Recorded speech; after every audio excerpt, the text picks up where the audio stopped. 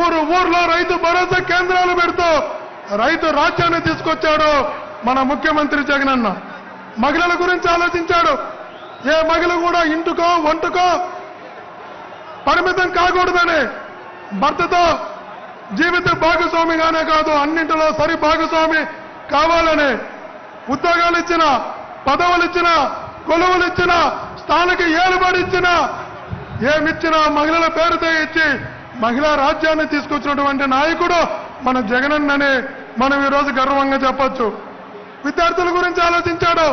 పేదంట్లో పుట్టే ప్రతి ప్రతిభావంతుడు, పేదంట్లో పుట్టే ప్రతి పిల్లవాడు ఉన్నత చదువులు చదవాలని, అంతర్జాతీయ చదువులు అవసరమైతే చదవాలని, నాడు నేడు బడుల ఆధునీకరణ నుంచి, విద్యా దీవెన నుంచి, వసతి దీవెన నుంచి, అమ్మఒడి నుంచి పిల్లలు తినే ఘోర ముద్ద వరకు తీసుకొచ్చి ఉన్నత విద్యను అందిస్తున్నటువంటి నాయకుడు మన నాయకుడని మనం గర్వంగా చెప్పొచ్చు.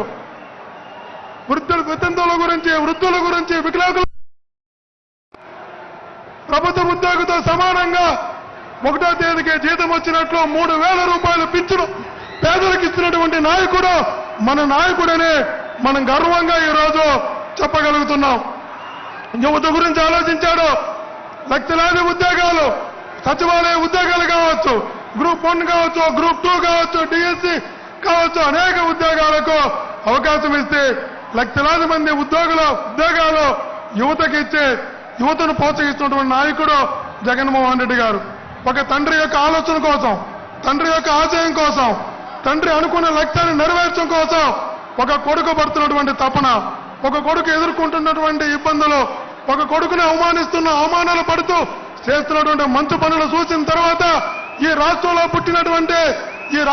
ఉన్నటువంటి ప్రతి తల్లి తండ్రి అనుకుంటారు ఒక కొడుకు పుట్టిన చాలు, జగన్మోహన్ రెడ్డి గారు లాంటి కొడుకు ఒక్కడ పుట్టిన చాలని అనుకునేలాగా ఈరోజు పరిపాలన ముందుకు తీసుకున్న వ్యక్తి జగన్మోహన్ రెడ్డి గారు. అందుకే ఈరోజు మనం సిద్ధమన్నాం.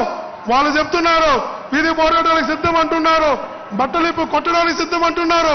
వాళ్ళు చెప్తున్నటువంటి మాటలు చూస్తుంటే ఒక్కొక్కసారి అనిపిస్తుంది దేనికి వాళ్ళు సిద్ధమని.